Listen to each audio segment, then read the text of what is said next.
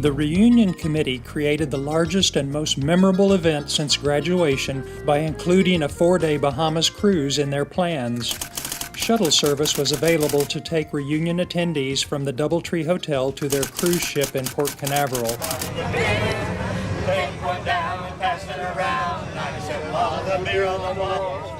A total of 28 classmates made the Bahamas Cruise part of their 50th reunion celebration, and the weather on Monday morning, May 19th, was perfect for setting sail.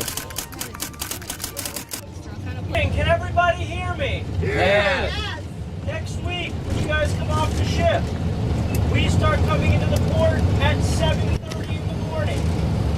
We're in here every 30 minutes, and you guys have a great cruise. Thank you.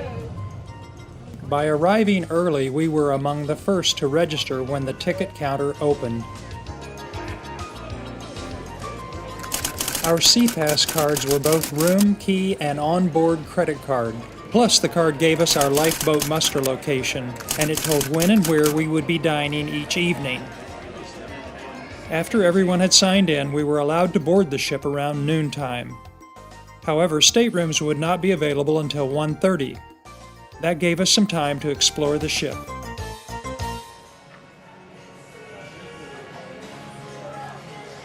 Then we headed down to Deck 4 to find our staterooms. This gave us an opportunity to relax and get settled in before the 4 o'clock lifeboat drill. Everyone was required to participate. Thank you for your attention and cooperation, and please stand by for the emergency signal.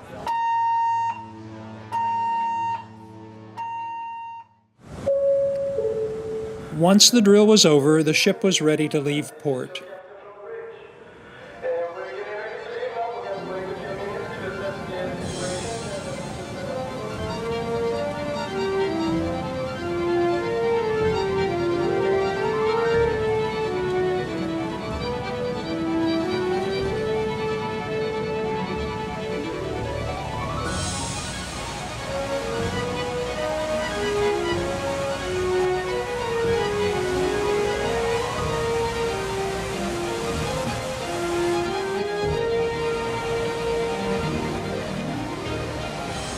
As we got underway, we spent more time learning about what our ship had to offer.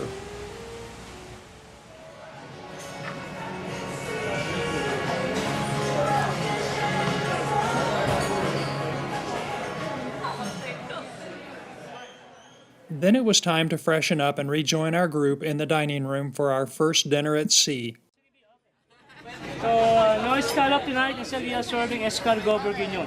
Escargot? Okay, escargot for tonight instead of escallop. To continue for our main course tonight, of course, our chef signature main course, the mojo marinated grilled pork chop, the thick cut pork chop with sweet potato and vegetables on the side. Okay. Shooting video. Get the little doohickey goes on the end of it. They fell down in my... You gotta wait for the doohickey. Sherry, I know.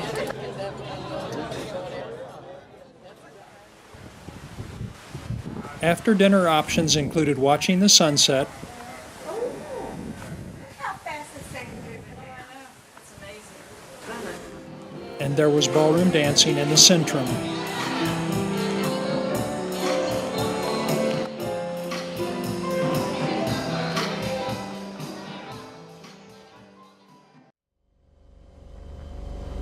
Day 2 found us anchored at Coco Cay, Royal Caribbean's very own private island. Ship-to-shore tenders ferried people to and from the island from early morning until late afternoon. Coco Cay had something for everyone. If you were hungry, they were serving a barbecue lunch all afternoon. There were plenty of places to simply relax, and there was even a live calypso band.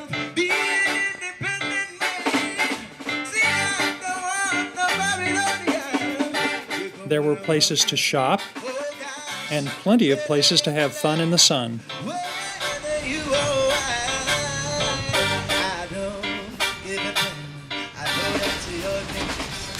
Here are some of the ways members of our group spent their day while we were at Coco Cay.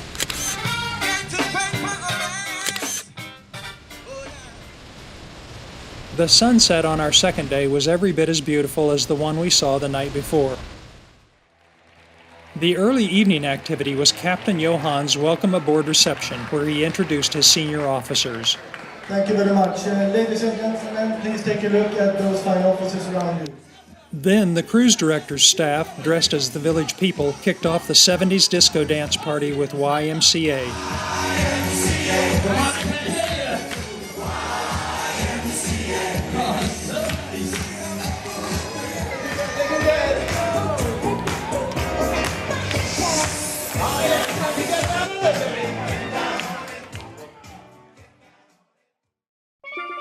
The next morning we awoke in Nassau. Founded in 1670 by the British, Nassau had a tumultuous past, including serving as a haven for pirates like Blackbeard in the early 1700s. Government House, completed in 1806, is the official residence of the Governor General. It sits atop Mount Fitzwilliam. A 12-foot statue of Columbus was placed in front of Government House in 1830. Today, visitors come from all over the world to enjoy Nassau's colonial charm and laid-back Bahamian way of life.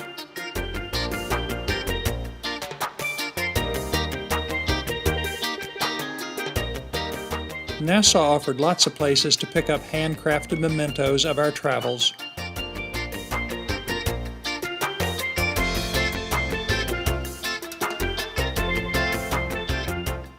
Then it was time to return to the ship.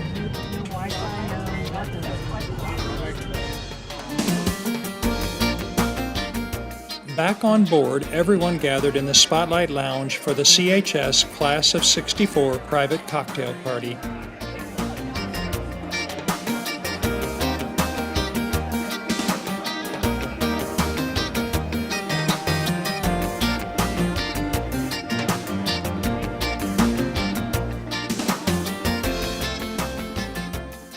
While still docked in Nassau, we enjoyed another Caribbean sunset while waiting for our midnight departure time.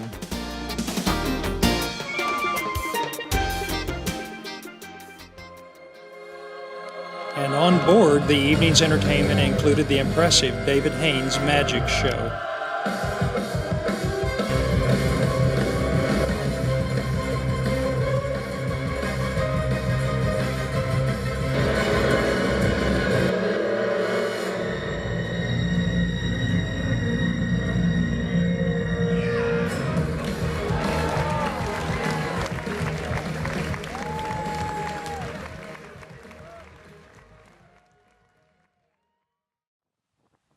The last day of our cruise was spent at sea, sailing back from Nassau and the Bahamas to Port Canaveral.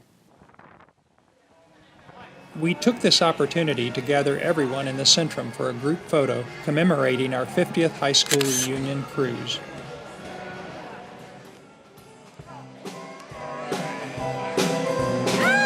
What a good-looking group! Whoa!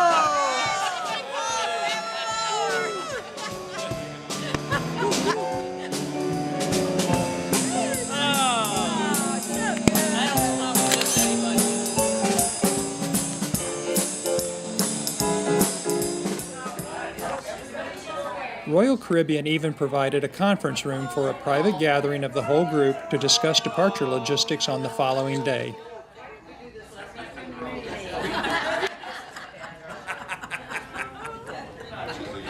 Your camera cover's on. The dining hall was buzzing as classmates shared our last dinner on board the ship. You gotta wait for the new week.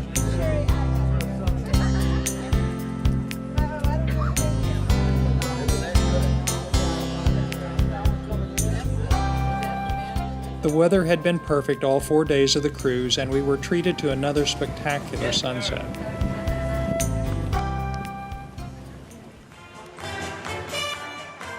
Afterwards, Captain Johann, with the Swedish flag, led the international parade of flags where officers and crew from more than 50 countries marched with flags representing their nationality.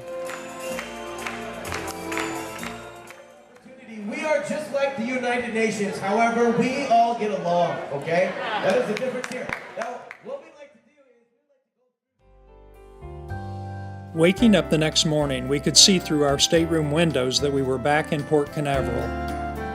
After grabbing some breakfast, we gathered in the Orpheum Theater, which was our designated waiting area, until it was time for us to depart. The night before, customs declaration forms were left in our rooms. They needed to be filled out and ready to hand over to customs officials in the terminal building when we disembarked. The memories from our 4-day cruise were priceless and something we will treasure for years to come. For those lucky enough to go on the cruise, it was the perfect ending to our reunion celebration.